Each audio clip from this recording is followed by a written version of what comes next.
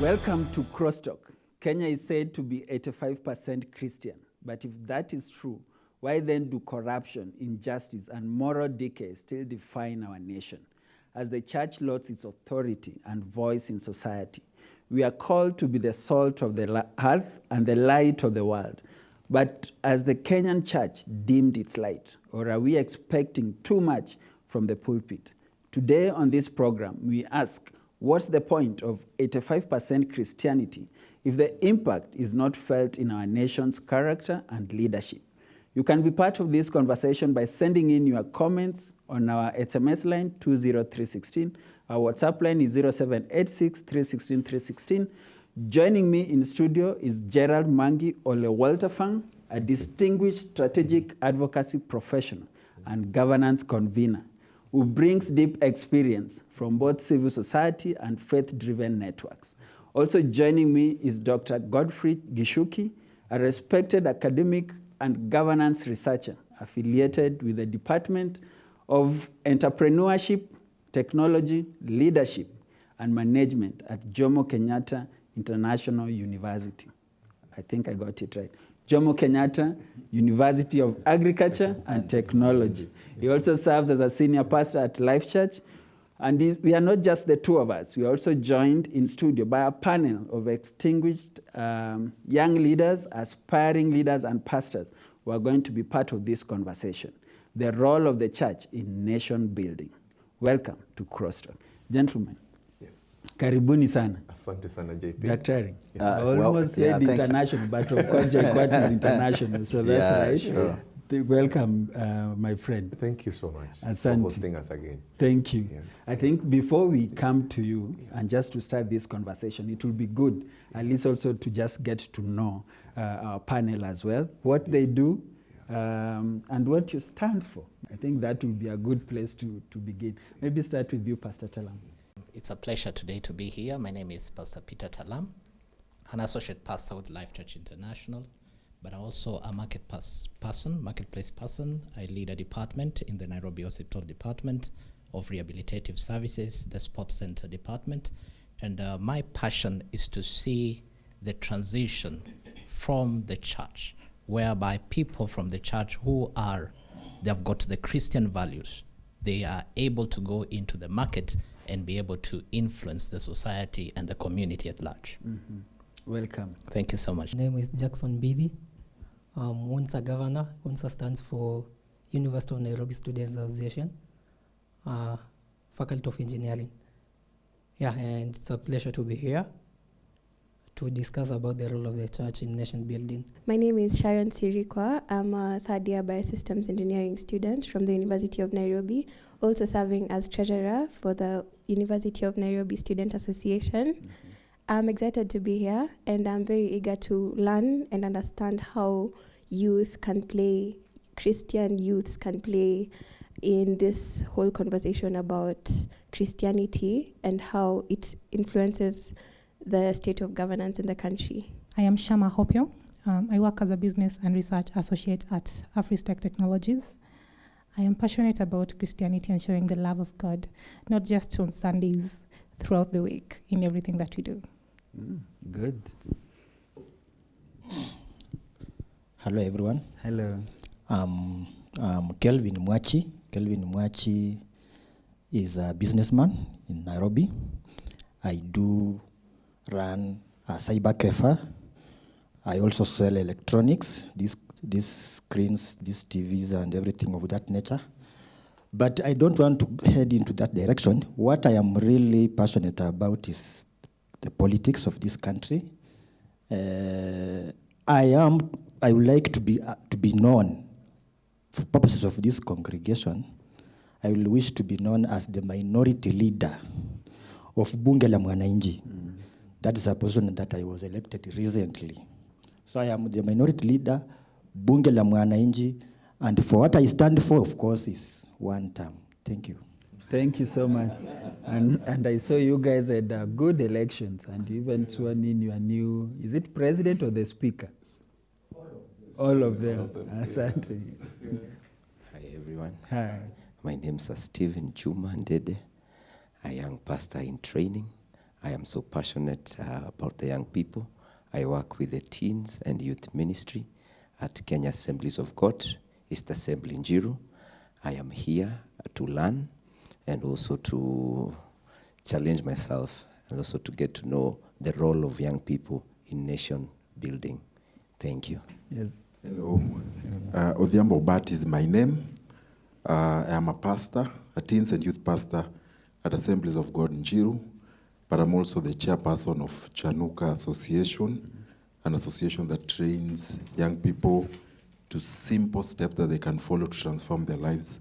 What I'm passionate about is moving the message from the pulpit to the community, practical theology. Thank you guys for coming and being part of this conversation.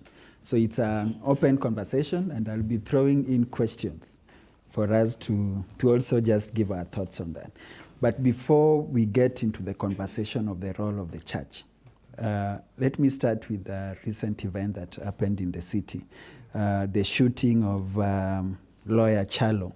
That, and of course, we've also seen the shooting in the US of Charlie Kirk. When you look at this kind of incidences, Gerald, what does this speak to when we talk about the society today?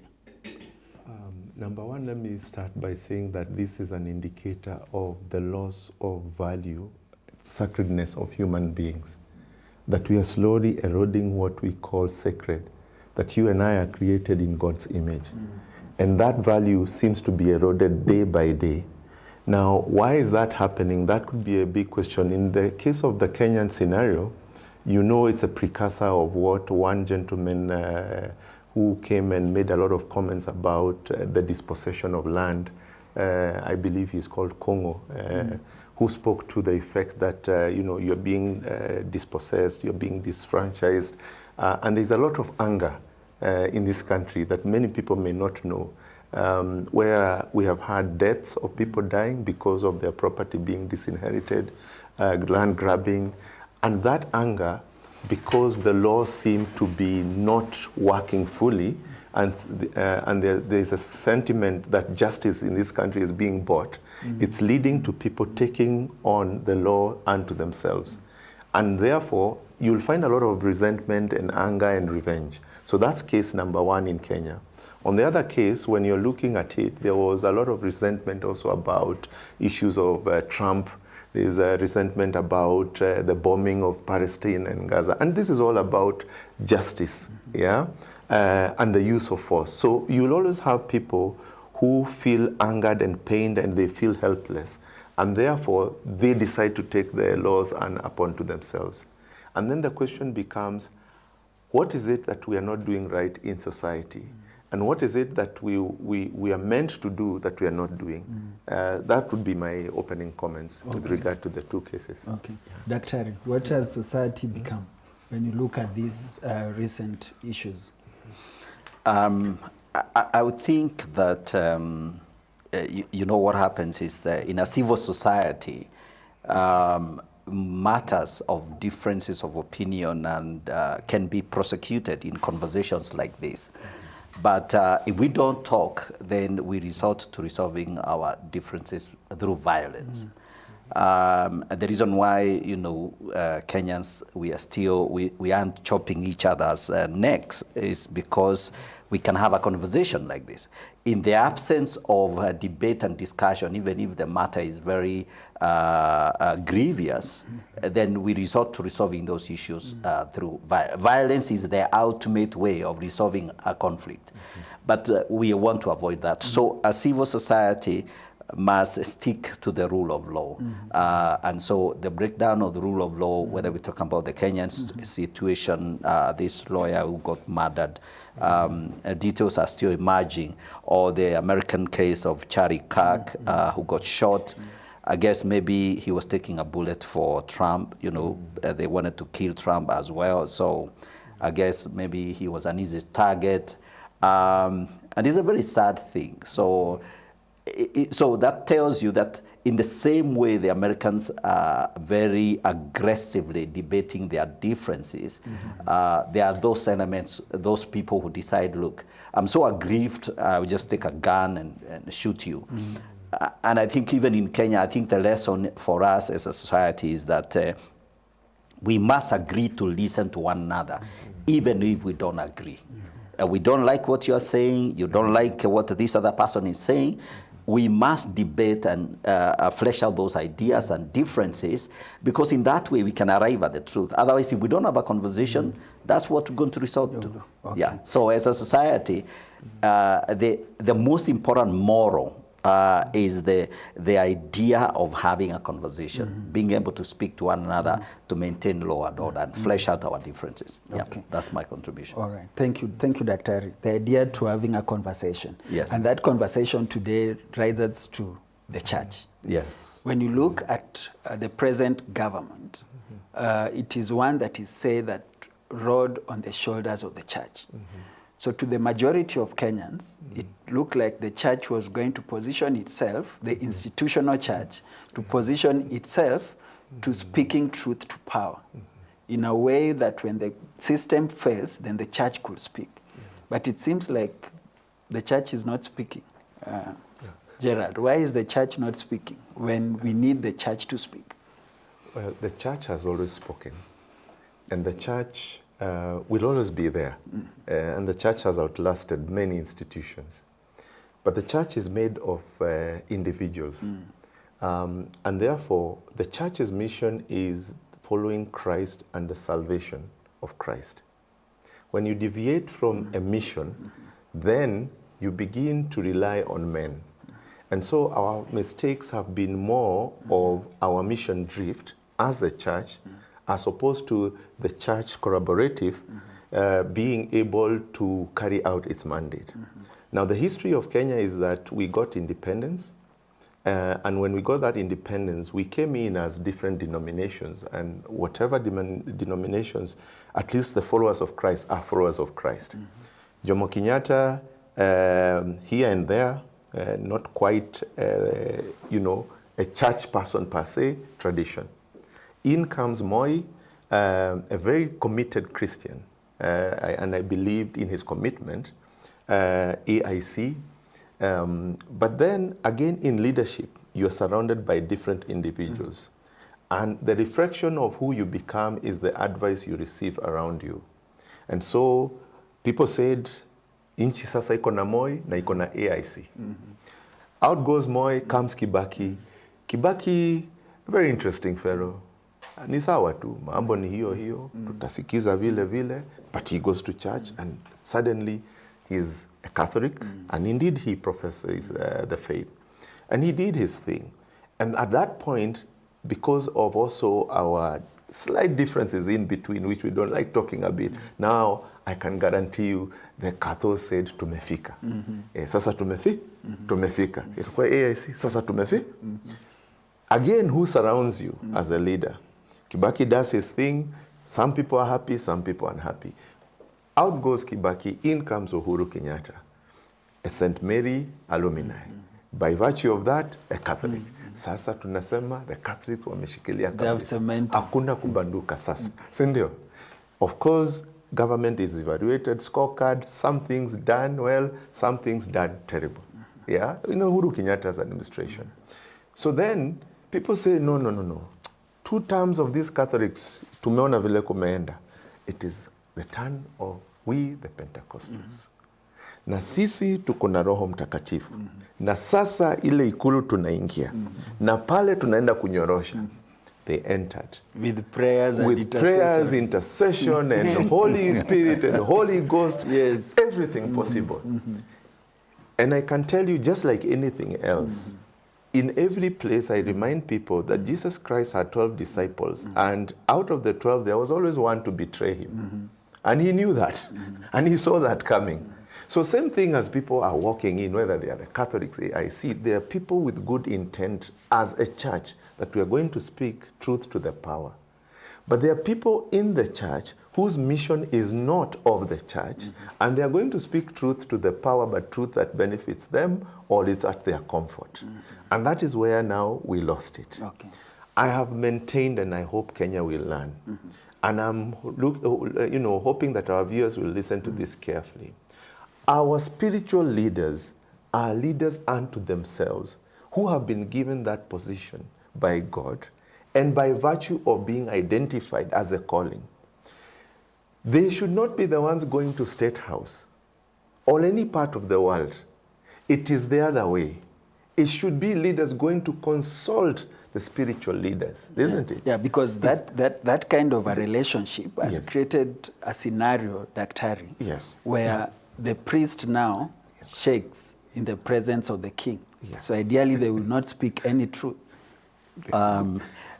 Yes, I think there is a general expectation that the church, is supposed to be speaking truth to power. That statement is comes off,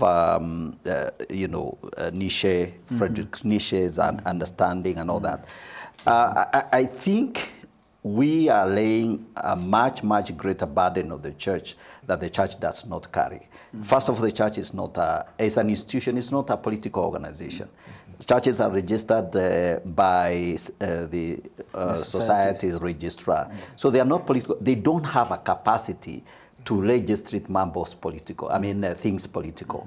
So the church, to the extent that it is an institution that has a mandate to serve the spiritual needs of the people, the congregants, it is not properly equipped to register political power. But having said that, we know in this country, if you don't play ball with the church, every president that has been elected in this nation has had the endorsement of the church. So I think that's granted. And in fact, politicians know it very deeply. They know that you must somehow get endorsed by the church. We are the majority. 85, actually it's not 85%, it's 85.6%. So this is just a way of emphasizing. So yeah, the church has influence in this country. That influence can be used for, it can also be abused. So yes, Gerald is actually right that we can take our privilege for granted, and it is possible to compromise and to be casual in our responsibility. So yes, to some extent, there have been failures on the part of the church. But even then, the church role and influence remains largely very, very large. And you will tell that by how politicians treat the church. They treat it with care because they know. I know you want to add something. Yes. A very burning interjection. We must also remove the misnomer about what politics is and that church should not be political. What is church? Where 2 or 3 are gathered in my name is church. What is church? Where for us is the Eucharist that you're receiving, that is church. In general, church is we, And then there's the misnomer of politics. What is politics? You see, politics has been made dirty. And I've asked people, why do you send your children, people to go study politics? If it was dirty, why would you be sending people to study? It's because the I call them the people who play politics, tricks, have converted us to believe that politics is a very dirty thing. Church and state, the difference is the same. The church depends on you and I. The state depends on you and I. And their role is to offer service to the same people. Offer services to the people. Yes. So that distinction is important. All right. Yeah. But I think also it's a dirty space Yes. where only Christians can play in and make it clean. Now the opportunity to yes. We'll come back to that. But let me just bring in the panel here. I'll start with your part now that you have the microphone.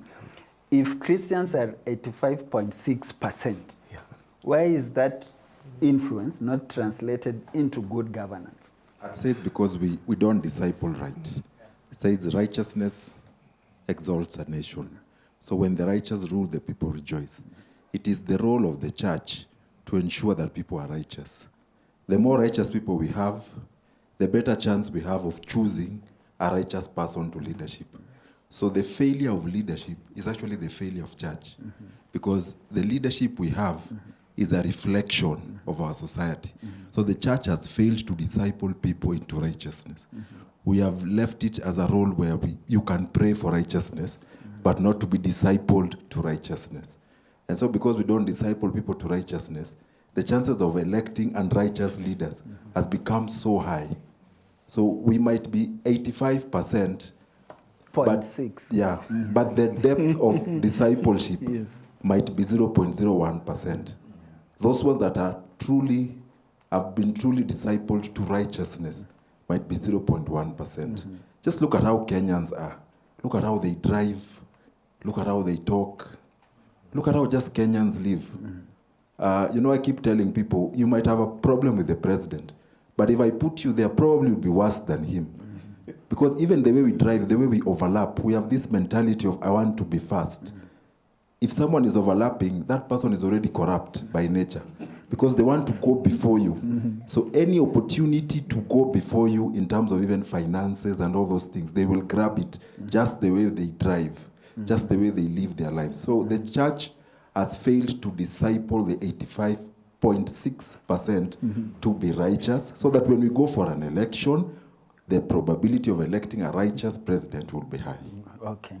Maybe the 0.6 are the righteous. I really agree with some of the things that my brother is saying. And I'm thinking about two men. One, we have got John the Baptist, who would speak to power, but he was not a part of the system. But we have another man, Daniel, who would still speak to the power, and he was sitting in the system. So it is possible for the church to speak to power, but from being separate from the power. But I also desire that we come to a place where we equip people, disciple people, to the point whereby they can be the Daniels of our day and not be compromised by the systems of the day. So yes, 86%, 85.6%, but the question is, how many of those are actually practicing Christians? How many of those are actually discipled? How many of those do they actually go to church so that they can be able to influence the system and the political space? Okay, I'll be coming back to you, but before then, let me hear from Shama. Doctor mentioned something that we are also trying to expect much from the church when it comes to the political space. Do you think the church as a role, and I'm very categorical in terms of the institutional church. When you talk about KCCB, we have EAK, we have NCCK, we have all these institutions that then represents the body of Christ. Do you think they have a role to play when it comes to how the country is governed? That's a good question, and I'd just like to echo what Salama said. An example of John the Baptist. John the Baptist was not part of the governance at the time, but yet he was very courageous enough to stand and hold Herod accountable and tell him whatever you're doing is not right. So the same way, churches need to do that. We've been called to be right, not righteous, but what's the word? Just, show mercy, and also be humble. That means we need to hold people who are holding power over the society, to hold them accountable, because at the end of the day, we are serving the people. And for us to serve the people is to make sure their life is okay. So us doing this is holding the people accountable, whether it's directly like Daniel did or indirectly like John the Baptist did. Either way, you have to hold this accountable. And okay, I'll answer that later. I'll bring that in later. But the thing is, you need to hold them accountable and try as much as possible to stay apolitical, because once you start getting affiliated with the politics, it kind of ruins your accountability because you get affiliated and stuff. Yeah. Minority leader. It will be detrimental if the church will step aside, or rather will retreat from the political life of this country. We are actually not 85.6% Christians. We are 85.6 fragmented Christians, people who don't agree on anything. Do you know we have a verse in the Bible, and I think Dr. will remind me maybe, where it is said that times are coming where one man, several wives will be hanging on one man. They don't want his care. They don't want his food. They just want his name. And that's actually the current church that we have today. We don't even know if we believe in this Christ that we preach all the time. We don't know if we believe in the same thing. People just want to be associated with the name Christ. Mimi ni Mkristo. First of all, the church is supposed to go back on the drawing board and agree on who is this Christ that they are worshipping. Because the Christ that is in the Bible taught us several different things, and we must all agree to them. And that's why our panelist here has tried to explain how in the last election, this government brought, the church brought a candidate, or so to speak. Now, assuming that what he's saying is true, because of course it is true, if assuming that the one that we sent to State House, was he the best amongst the church? Okay. That's the question that we are supposed to be asking. We will try to answer it, but I doubt if we'll achieve the, the purpose. But I need to take a break, but I want to bring you in before that break. Daktari, the issue that we are dealing with is an accountability issue, both from the side of the government that is now not trusted, but the church is also not spared. There is an obvious decline in terms of the trustability of our institution. There is a declining. We know, okay, the police, obviously have always been scoring very low, and they know it, so perhaps they don't care. But the church, the most trusted institution in this country is the church and then the media. I don't know whether the media will maintain its high moral ground, but the church is likely to survive the weather. So yes, the trust level of the church in our society is declining because of what is seen as missteps. And of course, since the current administration is very linked to the church, and well, people think that it has failed fantastically, etc., etc. So I think the church is beginning to suffer because of that association. So there is that concern. But I think society in general is beginning to lose trust in this very important institution.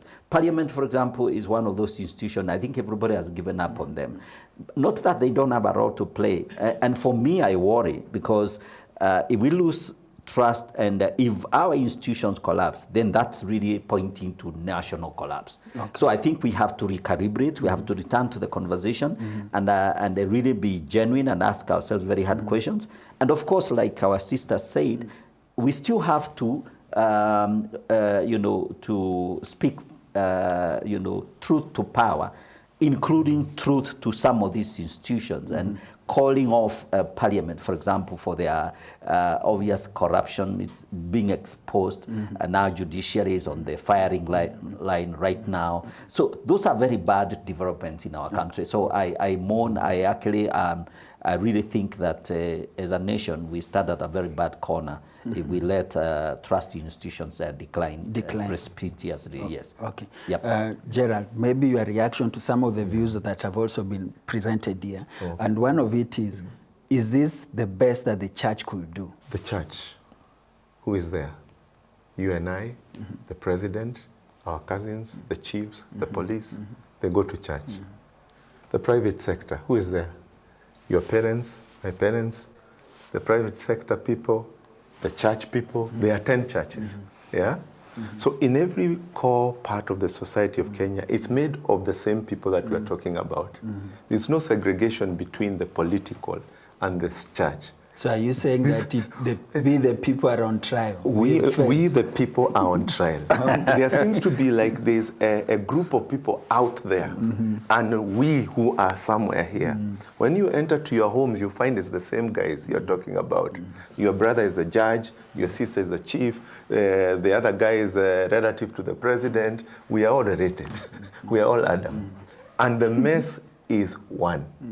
And that one, we said we shouldn't burden the church. And to whom much is given, God gave us this world as his representatives. Yeah? And he gave us his only begotten son as the sacrifice, the ultimate. All we are meant to do is just follow the compass. So what has happened is we have a broken spirit in all of us.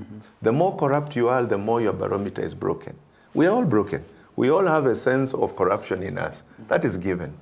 But the problem becomes when you make it into a system. And so there's a cabal, there's a cartel, whatever you'll call them, of people whose true nature is so broken that they really don't care about the rest of the community. And therefore, when they start regrouping, that is where the danger, and that's why the church is being told, you have let us down. Okay. If I'm going to be the guy appearing in the newspaper on a Monday morning, and on Sunday I sat right at the front of the pew, and in fact we're inviting you to give us some serious speeches because wewe ni mheshimiwa, a terminology I stopped using, because that's what has grown into their minds. That's what happens even in the churches. You give people positions, they are chairman. Suddenly, they don't even think the pioneer of the church now has the voice because it's grown into our minds. And why? The good gentleman said it. We lost discipleship. We lost the compass of who it is that we are truly following. Okay. And because of digressing from there, we have lost it. Okay. This is the irony, how God works. The same church is the one that will fix your country. The same church that the youth are running away from is the same church that they are going to come back to. To occupy. Not even to occupy, to also help reform the country because of the platform the church has. Right. And because truth can never be buried. No matter where you put it, it shall come out. We'll come back after the break just to find out how then do we speak truth to power, even if our voice is shivering. That's the next point we are coming back to. This is Crosstalk. We are looking at the role of the church in nation building. You are part of the church, and Gerald has challenged us that we, the people, are the church, and it seems we are on trial. SMS 20316, WhatsApp line is 0786 316 316. We take a short break. We'll be right back.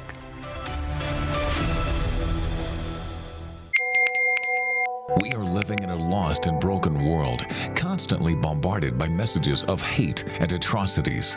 But with God, we can overcome. Find hope and restoration on the go through life-changing shows on the Family Media app. And then you will lose yourself and gain the world. And Jesus said, what good is it? Get to stream Family TV and Family Radio 316 straight from your phone. Catch up on a show you missed or create video streaming playlists by saving and watching videos from our huge variety of shows at your own convenience. Download the Family Media app, available for all Android and iOS users on the Google Play Store and Apple Store respectively. Family Media, keeping Jesus on the airwaves. Welcome back to Crosstalk. What a rich conversation we have today on this program. The role of the church in nation building. Looking at it from different lenses, just trying to find out, we the people, have we lost our voice to speaking to good governance and leadership that we deserve as a country? Joining me in this conversation is a panel of young leaders, aspiring, others are already in leadership position, just sharing their experiences and their views on this topic. On set, I am joined by Gerald Walterfang. Also joining me is Dr. Gichuki. Before the break, we were looking at the deficit of trust in leadership and governance, and most probably on both sides, the government and the church, and we've spoken to that. I want to get the views from this end. Sharon, for instance, do you have trust in government? I do not have trust in our current government, and I believe that my reason is we've not seen them. We've seen people being killed in the streets. We've seen a lot of corruption going on, a lot of planned projects that never happen. And that, to me, as a student leader, makes me ask myself this question, like, when I am the person that gets into that seat in government, will I be like these people I'm seeing on my screen, people that we keep on saying one term and must go? Will I turn out to be like them? Ama, will I make a change in the government? So it brings the question, as student leaders, and leaders in church, serving in youth service, are we being nurtured by our church? Are we being instilled the values? Are we given the support by even our parents to make this change in the future? If these are the role models we are seeing on our screens, what are we getting from them? Are we showing their characters in our small ways, in how we handle funds in school, in how we talk to students? Do we give them empty promises? Because we are supposed to look at them as role models, and in the real sense, it's nothing that we want to be like. Jackson. You would ask another question on how to speak to the power without shivering. It's quite a challenge, because the moment you try to speak, you find yourself in a Rivayala or somewhere in the ditch. It's quite a challenge. But what we do, we write petitions, and the moment our voices are not heard, it's when now we resume to the streets. Because it seems that that's the language that the government can understand much better. Juma, what's your view? Speaking truth to power, it's not an easy thing. Kwanza, if you are a young person, you can hear even my voice is shaking. Just imagine if Ruto was here. Yes. But sometimes I think we as young people, we kind of lose it somewhere. Because when you're speaking truth to something, first I think you must come to a place and realize and know what are really standing for. We are standing for justice. We are standing for integrity. But these are the things that our leaders don't want to hear. And unfortunately, we have resorted to going to the streets while we could just handle these things a little bit clearly. I'll be coming back to you, but let me bring you in, Dr. Harry. There's a freedom of expression. Yes. And there's the aspect of justice. Justice is really the aspiration. We want to live in a society where justice is done or seen to be done. And for sure, there is that provision, of course, in our Constitution, Article 37, that guarantees freedom of expression, and including protest and all that. And we've played that game. We have seen Kenyans protest, but the Kenyans also have their own unique way of protesting, which our reputation is not very good in how we protest. So I really find it difficult to buy the idea that protest was peaceful. That statement, it's neither here nor there. So I think even the protesting itself has lost its power to bite, because it doesn't seem to deliver the goods. So I think our society, we see justice becoming elusive.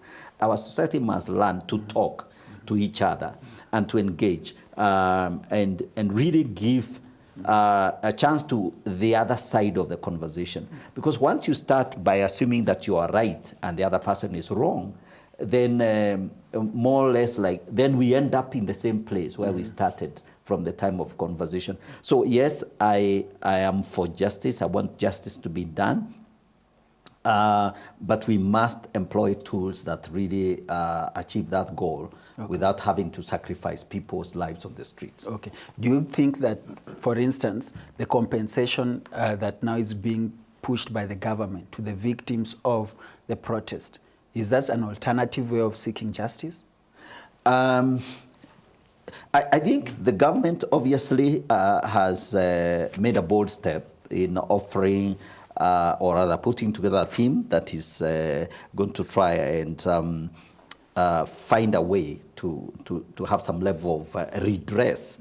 But of course, it can't be fully satisfactory. In fact, somebody was saying, if we went to court, if every one of those deaths was taken as a case in court, it would take another 10 or 25 years to get full justice.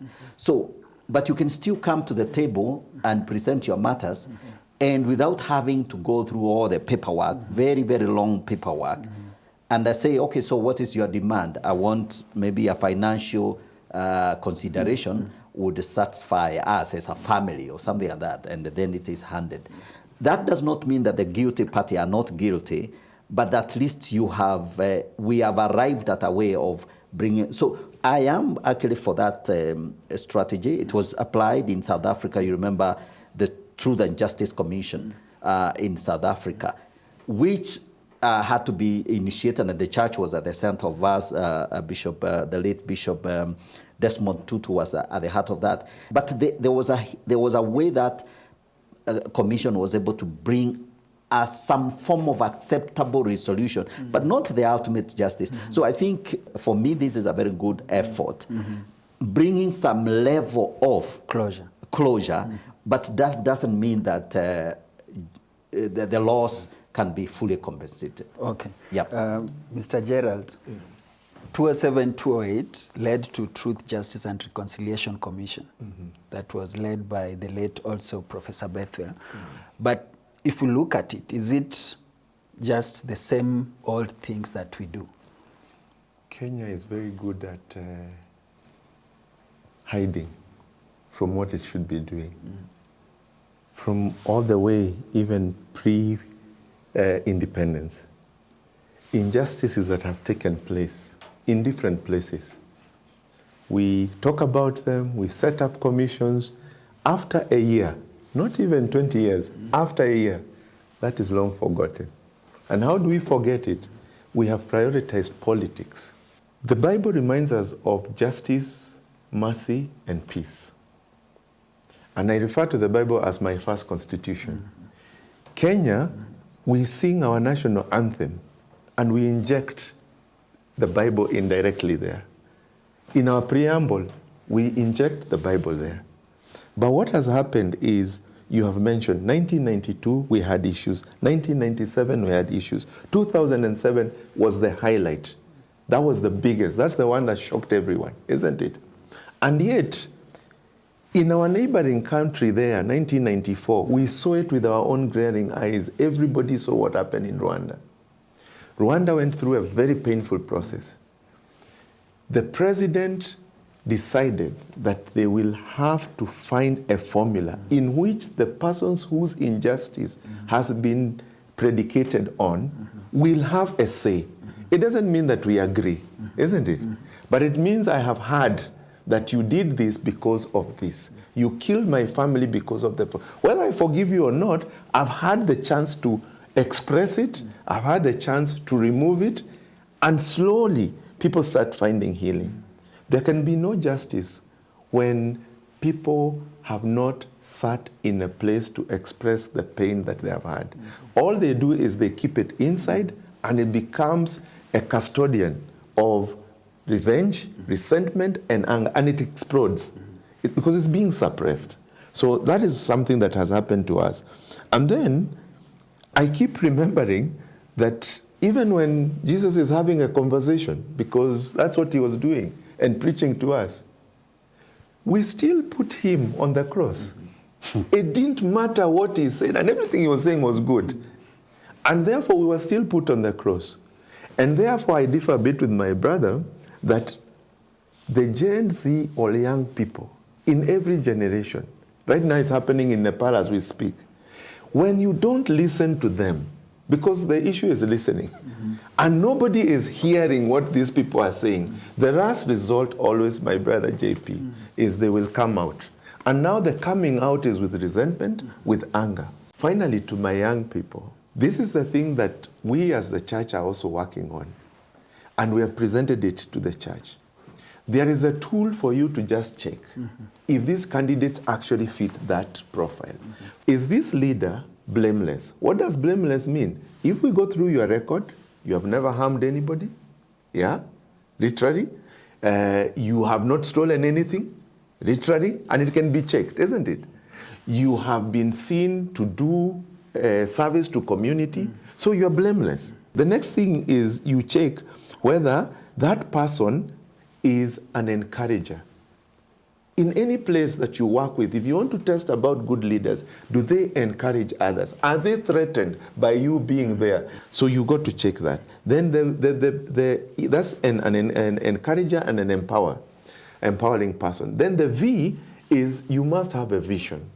You must have a vision of where you are taking somebody, whether it's your family in a marriage, whether it's in a class, whether it's a teacher, whether it's in the studio. Where are you taking us? You must have that clear vision. Okay. And then the I is inclusive. This country has a demon called tribalism. But do you know, it is spurred by that weakness of our heart, what I call the bankruptcy. If I have to look at you all the time from where you come from, it is actually me who has a problem. I'm the one who is even insecure. I'm the one who is carrying the grudges and the anger of whatever it is.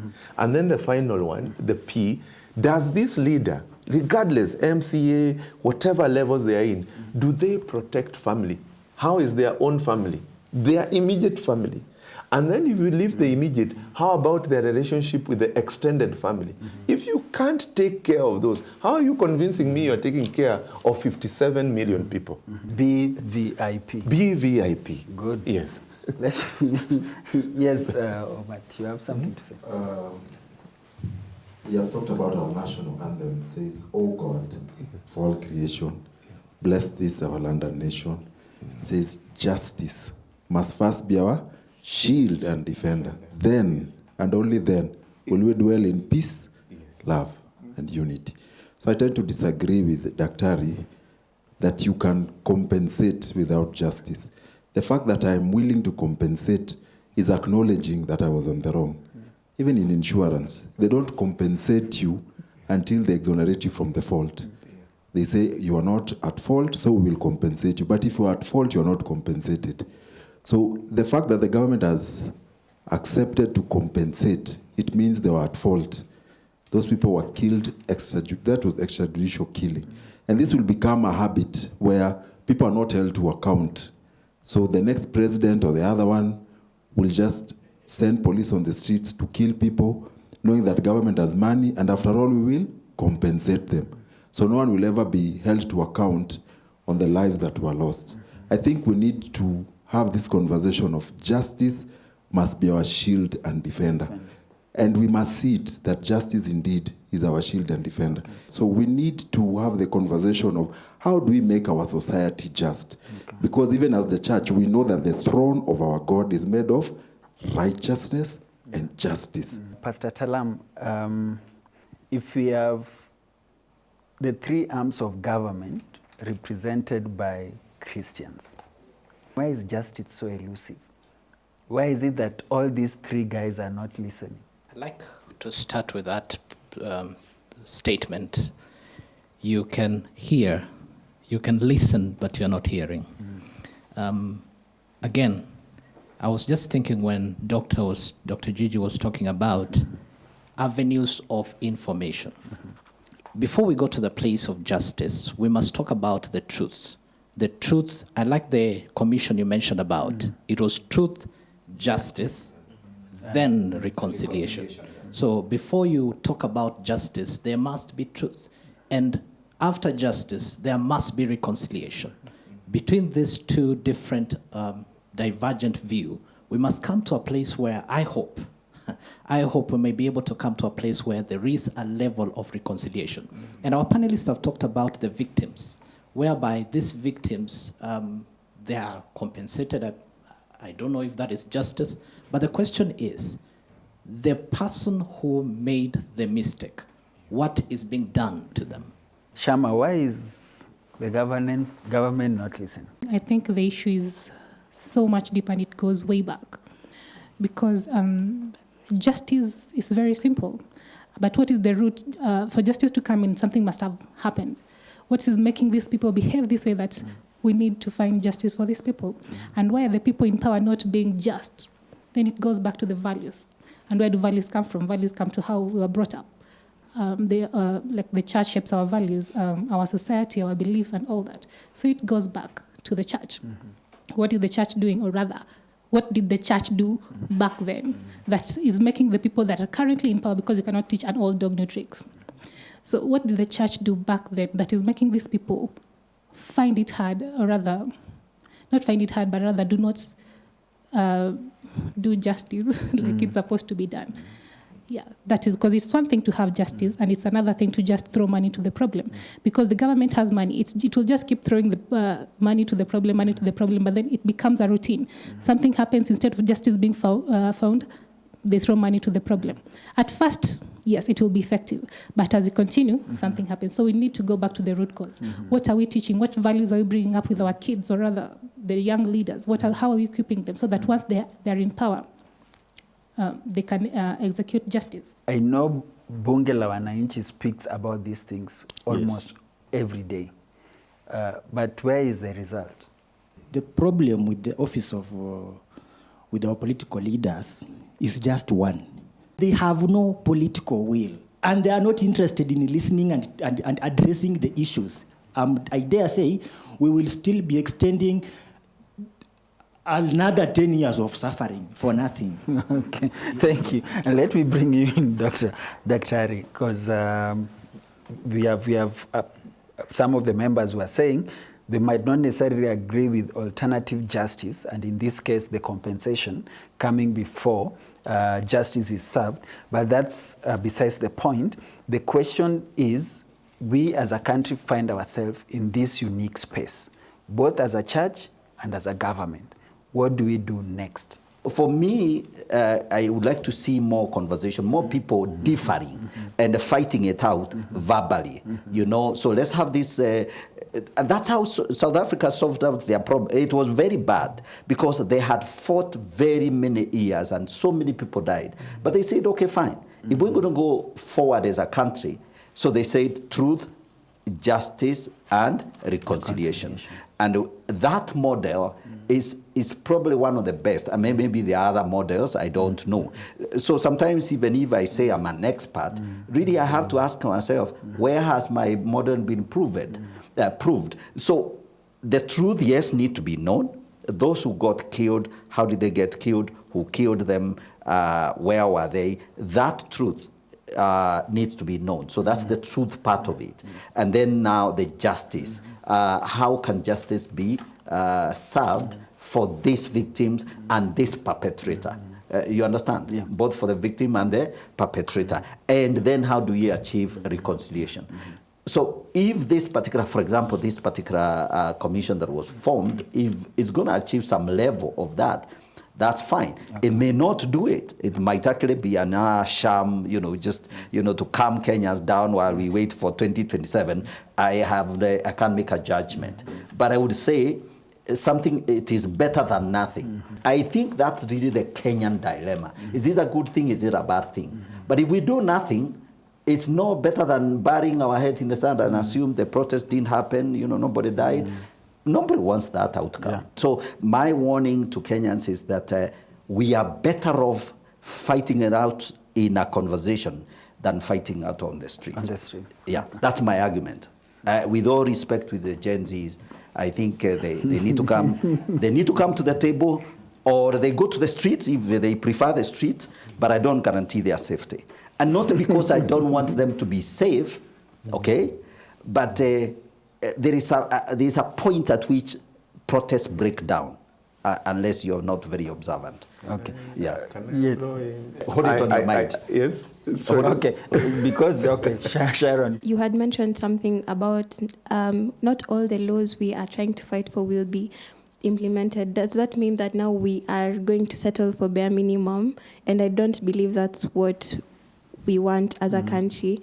So there's also something else that was mentioned about our parents and listening.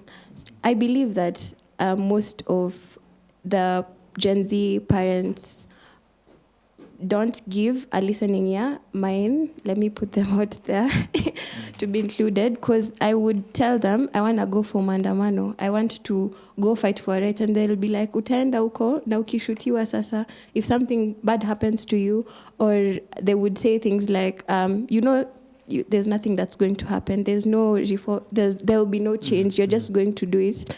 It's going to be futile.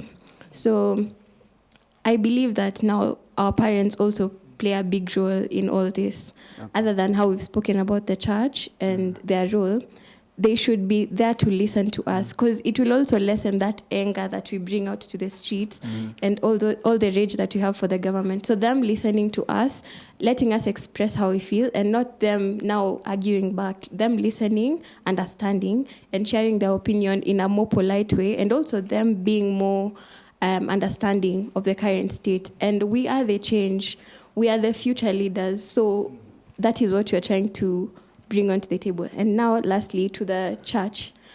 In the Bible, we've seen Jesus going to the temple to where they were selling things, and and he literally disciplined them and brought down their things. So I believe that the church should not be quiet when things are going the wrong way in the government. They should be the ones speaking out. They should not be entertaining leaders who are corrupt, leaders who are oppressing people. They should be speaking outrightly, because that will give us the confidence.